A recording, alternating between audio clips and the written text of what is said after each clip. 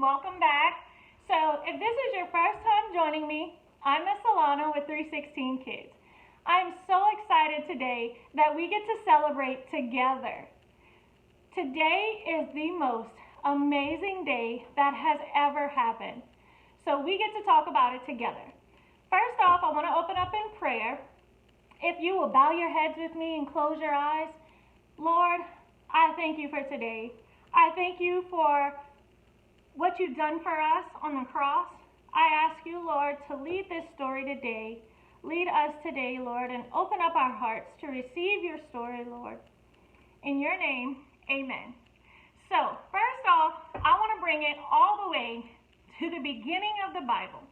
Back when Adam and Eve did something so crazy. God told them not to touch this certain tree. God told them they were not to go near it, they were not to touch it, and they didn't listen to God. They disobeyed God, and that brought sin into their hearts and brought sin into the world, and it also separated them and us from God. God doesn't like sin, and it hurts his heart when we do bad things. So, God had to make a way, he had to make a plan to bring us back to him so that we can ask for forgiveness for those bad things, for those bad choices that we do sometimes. And he wanted us to be able to be with him in heaven one day. And so God gave us Jesus. Jesus came to earth as a human, just like me and you. He came to earth. He could feel pain. He could feel when someone didn't like him. He loved. So Jesus was the way for us. Jesus came with a plan. God sent him to earth not to just be a human, but he knew that one day that he was going to have to face a really bad day. A day that he was going to struggle and suffer for us.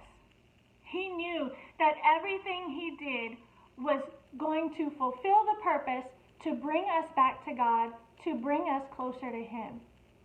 So, do you know that with all that Jesus did, all the miracles that Jesus did, that there were still people that didn't like him? God sent Jesus so that he could show us God's power, so that people could see right in front of them what God was about, so that they can see that God loved them and that no matter who they were, no matter what they had done and how bad that it was, that he still loved them and he still would make a way that he could be close to them. So, with those bad people, those people that were jealous of Jesus, there was one guy who was a disciple. His name, can you guess? His name was Judas. Judas was supposed to be Jesus' friend. He followed him. He saw the miracles that Jesus did. But he was greedy. He told these bad guys where Jesus was. He told these guys where he was, and they were going to arrest Jesus. They were going to put Jesus away because they didn't want to see him doing all these amazing things and all these other people that loved Jesus and that were so amazed that he brought people back from the dead, that he loved people that a lot of other people may not have loved them. And they were just like, who is this man? Who is this man that would love like this? Who is this man that can touch people and heal them? Well, this guy Judas told these men where Jesus was. They wanted to arrest him. Well, Jesus knew that that day was coming. He was praying. This is Jesus in this little picture. So, Jesus was in the garden praying. while Judas was telling these bad guys, hey, I know where Jesus is. I'll take you to him. Well, Jesus was praying in that garden because Jesus could feel in his heart that bad day, that things were getting so bad that it was coming, that he was going to have to be crucified, that he was going to have to lay down his life for the world. So he was praying because he knew that it was going to be a lot of pain. So, I know you see these eggs, so I want to show you, we're going to use these eggs as a way to remember certain parts of the story. So this first egg is green for the garden. So we are going to put some stickers on these eggs.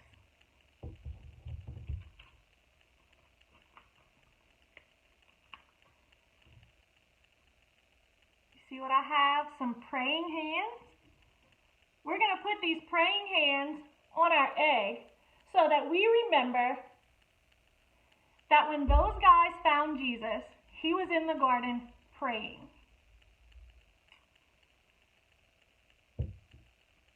So, those guys arrested Jesus. See that? Isn't that crazy? They could see Jesus right in front of him, and they still didn't believe him. They still didn't believe that he was the Messiah, that he was here to save the world. So, our next egg is orange. This egg represents them arresting Jesus. So we're going to put a sigh.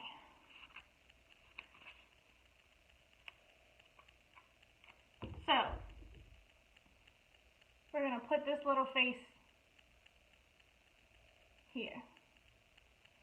This is kind of like, I can't believe these guys are doing this. So, after they arrested Jesus, they beat him. They did some horrible things. They hurt him. They caused him to bleed. They put a crown of thorns on his head. All of that because they were so jealous. They were so jealous that Jesus was doing all these amazing things for the people. So these bad guys, they beat him all the way to the cross. They put him on a cross, just like this. See that? I know it sounds so horrible that these guys would do that to him, that Jesus just wanted to show love, that he came here for them, and they were doing these horrible things. But you know what? Jesus did all of that because he loved us so much. He did all of that because he wanted to bring us closer to God. So I'm going to put, on this one, I'm going to put hearts. Because Jesus on that cross represented his love for us.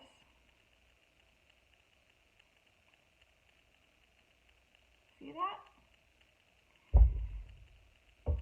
So, when Jesus died on that cross that day, everyone who loved him was crying. They were so upset. They thought they lost Jesus. They thought, how are we going to survive without him? What are we going to do? Those people were crying. They were so upset. Wow. The soldiers, they took Jesus. They took him off of that cross and they put him in this tomb. This is where they buried people. They put him in this tomb and these soldiers closed it up with a big stone so that no one could go in there. No one could touch Jesus. No one could see where he was. They guarded it well. Guess they thought they were strong. I guess they thought that they could keep Jesus down. But guess what? The third day, say the third day is coming. Yes, they didn't realize how much power Jesus had, right? Well,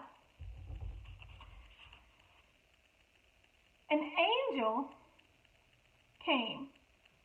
There were two ladies that loved Jesus named Mary.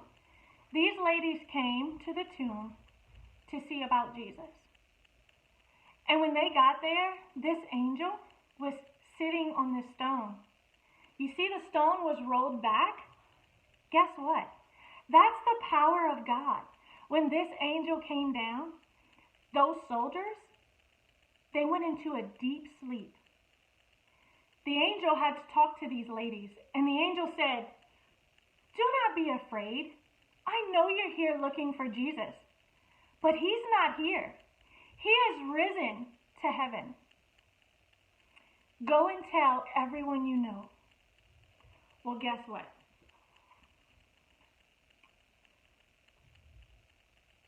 So this blue egg represents that picture.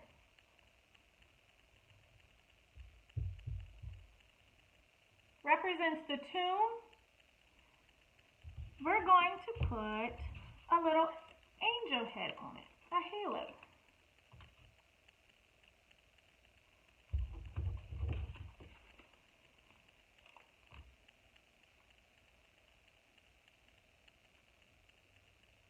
If it would stick. So that halo represents the angel. For us to remember that the angel came down to warn them, not to warn them, but to tell them not to be afraid. That Jesus came back just like he promised, that he was going to rise from the dead and he was going to be in heaven. So, when that happened, those ladies ran to everyone they knew. They realized that Jesus, his promise came real. His promise came about just like he said. So they ran and told everyone they knew. Y'all, isn't this amazing that Jesus, that God would create a plan so amazing that he would send his only begotten son? That brings us to our memory verse, John 3:16. Say it with me. John 3:16. For God so loved the world that he gave his only begotten son. For whoever would believe in him would not perish, but have everlasting life. Isn't that amazing? That he made a plan because he loved us so much. That you are so special to God that he wanted to make a way for us to be able to be forgiven. So that we don't have to find a sacrifice to say, God, I'm so sorry for the bad things that I have done. But Jesus, he paid it all. He paid for all of our wrongs, all the things that hurt his heart. He paid for that on the cross. He made a way that when we sin, if we do something bad, we can go to him. We can pray. Just like he was praying to God in the garden, we can go to him, ask him into our hearts, believe what he did for us, and that it was all for his love for us. And we can say, God, I am so sorry. I am sorry that I made those bad choices.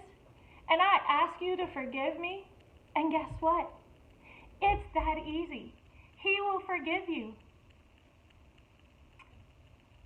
So, that brings me to this one, our last one. Everyone that those ladies went and told, They were so excited that Jesus came back and he showed his disciples, he showed them his scars in his hands, and he said, it's really me. It's really me. I've risen and I go to heaven. I am still with you. My spirit is still with you. And that's why we can pray to him and we can ask him into our hearts and he can live there. So this last egg represents he is risen. He is no longer sealed in that tomb, just like this egg. He is no longer there. He is no longer bound up behind a stone, but his power caused him to rise again from the dead for us, to be in heaven for us. I'm going to write a little message on our last egg.